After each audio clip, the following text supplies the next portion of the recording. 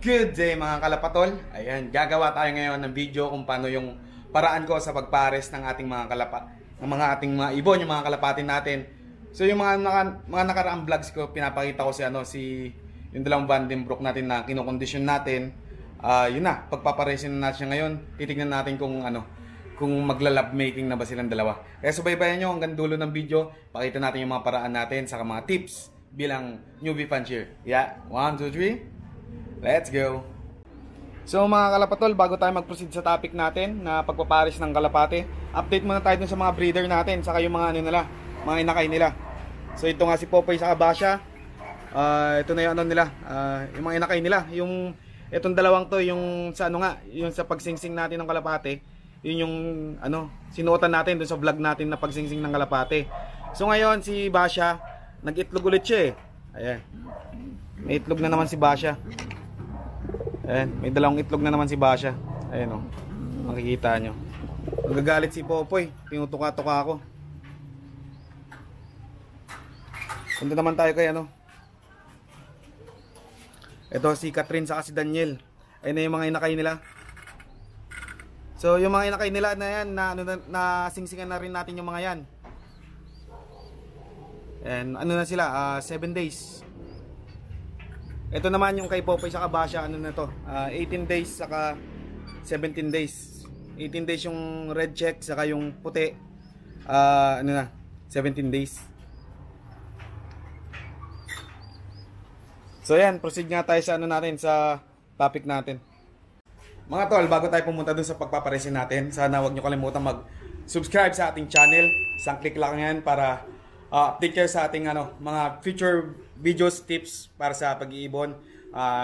Yung journey natin bilang newbie fancier, masubaybayan nyo. Kaya don't forget to click that subscribe button. Kaya let's go. So ito nga tol yung yung pagpaparesin natin ngayon. So yun nga, nakikita nyo to sa mga vlogs natin. Kung napapanood yung mga vlogs natin, fini-feature natin tong dalawang Vandenbroek na to. Dito na rin natin sila kinondisyon. Saka nag-vitamins na rin sila. So condition na yan na magpares. Ayan ito yung cock. Ito yung cock. Tapos ito yung hen. So diskarte dyan, para magpares yung dalawa, mas madali magpares. Mas maigi meron tayong double cage. Yung nagkikita sila, yung wala siyang makikitang ibang yung cock wala siyang makikitang ibang hen, and then yung the same time yung hen naman wala siyang makikitang ibang cock. Do dito may isa pang cage tayo dito, yan. Kaya nakatakip to kasi pinagpares din natin to. So yung bibigay natin na tips, ganun yung ginawa natin dito, kaya yan pares na yan, hindi na nag-aaway yan. Normally pag hindi natin ginawa yung paraan ko ng pagpapares ng ng kalapate, kawawa yung hen, tinutuka-tuka nung cock, binubugbog nung cock pag hindi pa sila pares na pares sa isa't isa. Kaya ginawa natin, ito nga, naka double cage tayo na may divider sila pero nagkikita pa rin sila. So ngayon subukan natin kung talaga sila. Pares na silang dalawa. Tatanggalin na natin yung nila. Yung divider nila. Tanggalin na ang divider nila. So yan, medyo nagkakahiyaan pa yan. Pares na yung mga yan. Ayan. Nasayawan na nung cock.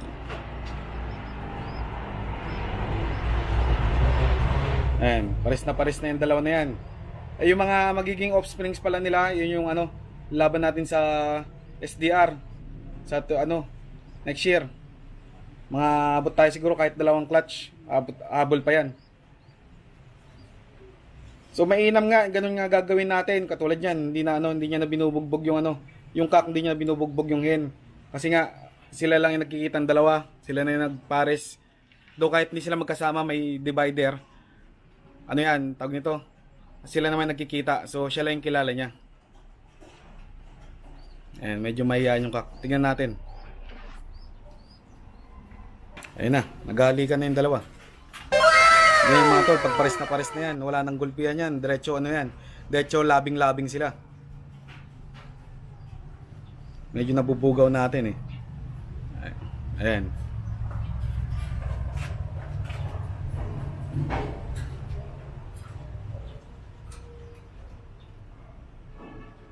So, ganun nga sana kung magpapares kayo ng kalapati, mas mainam yung ganun, naka double cage, may harang muna.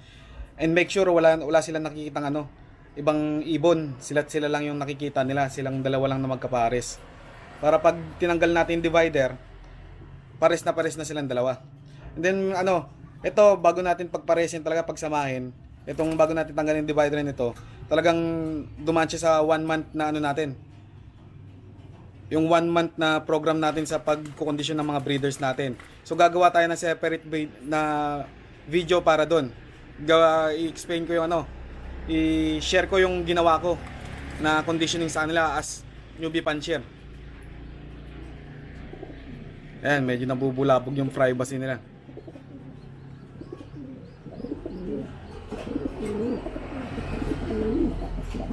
Ayan, umuupo na yung babae.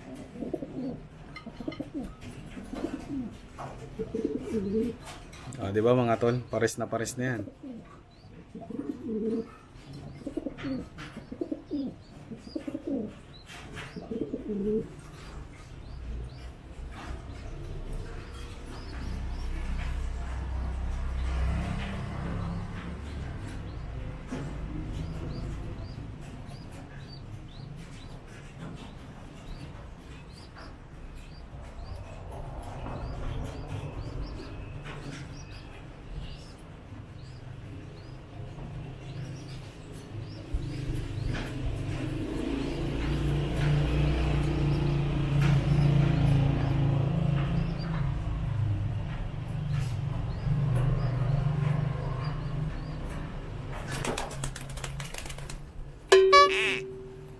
Mukhang failed yung unang try ni nung cock natin Ayan.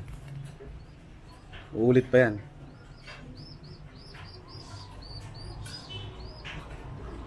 Ayan, mamupo na yung hen natin.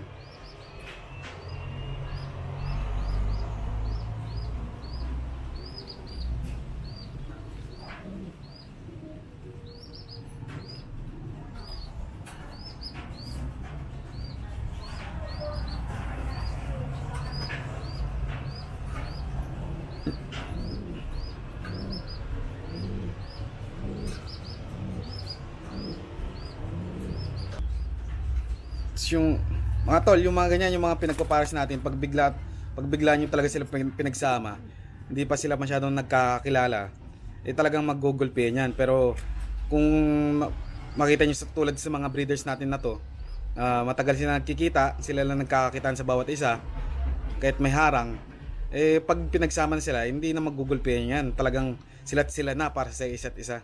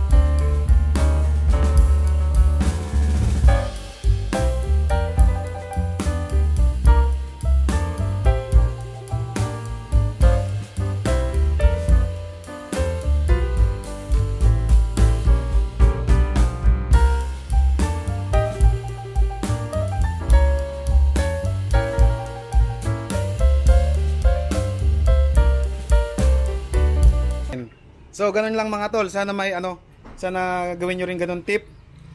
Yun nga, yung tip na una, condition mo natin. Siyempre, mas maganda pag pares na pares sila, condition sila pag pinagsama natin. Sa kung may double cage kayo na ganito, or kung makakagawa kayo ng double cage na may divider sila, tapos nagkakakitanpan sila, mas mainam. Kaya, ayun mga tol, sana yung mga maging offsprings nito, mga breeder natin na bagong pares, magtamasa talaga pagdating ng karera. I-update ko rin kayo sa mga nito, sa itlog nito. Sa itlog, sa magiging inakay ng mga natin, pinagpares natin mga to. Ayun nga mga tol, sana may nakuha kayong tips dun sa ginawa natin pagpapares sa mga breeder natin. Ganun lang po, napakasimple lang, wala nang cheche boreche pa. Tinuro lang din naman sa akin yon, at syempre napanood ko rin sa mga ibang videos dito sa YouTube. So sana subscribe kayo sa akin channel, click yung notification bell button para sa ating mga para sa updated videos ng ating vlogs. So this is Pepe, ang inyong tol sa pagkakalapate, and this is Cat and Pepper Loop saying goodbye. Salamat sa panonood. Let's go.